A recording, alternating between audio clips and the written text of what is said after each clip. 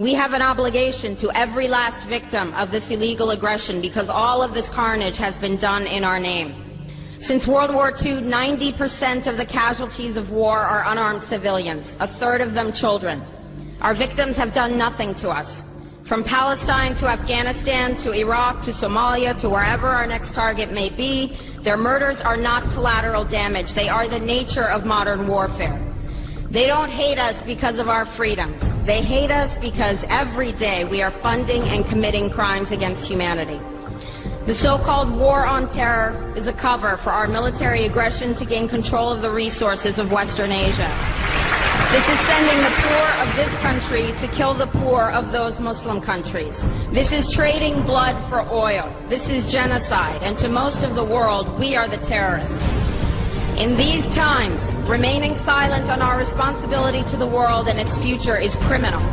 And in light of our complicity in the supreme crimes against humanity in Iraq and Afghanistan and ongoing violations of the UN Charter and international law, how dare any American criticize the actions of legitimate resistance to illegal occupation? Our so-called enemies in Afghanistan, Iraq, Palestine, our other colonies around the world, and our inner cities here at home are struggling against the oppressive hand of empire, demanding respect for their humanity.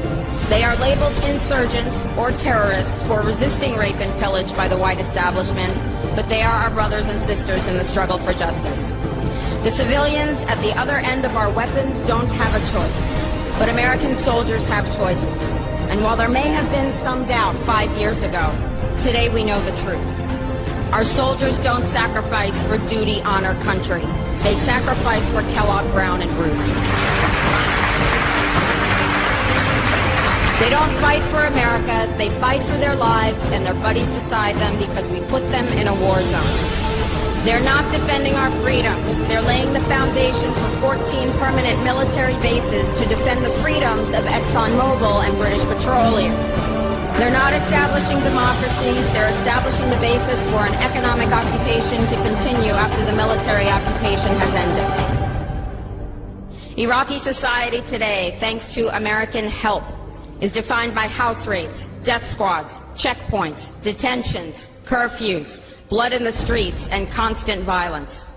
We must dare to speak out in support of the Iraqi people who resist and endure the horrific existence we brought upon them through our bloodthirsty imperial crusade.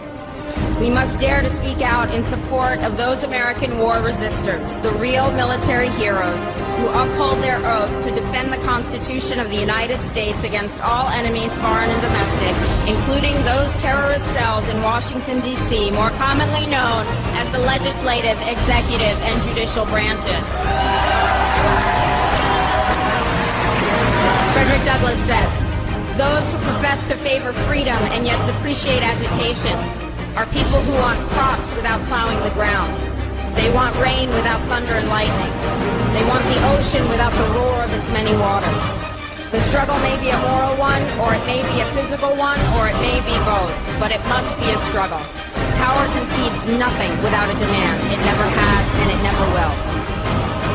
Every one of us must keep demanding, keep fighting, keep thundering, keep plowing, keep speaking, keep struggling until justice is served.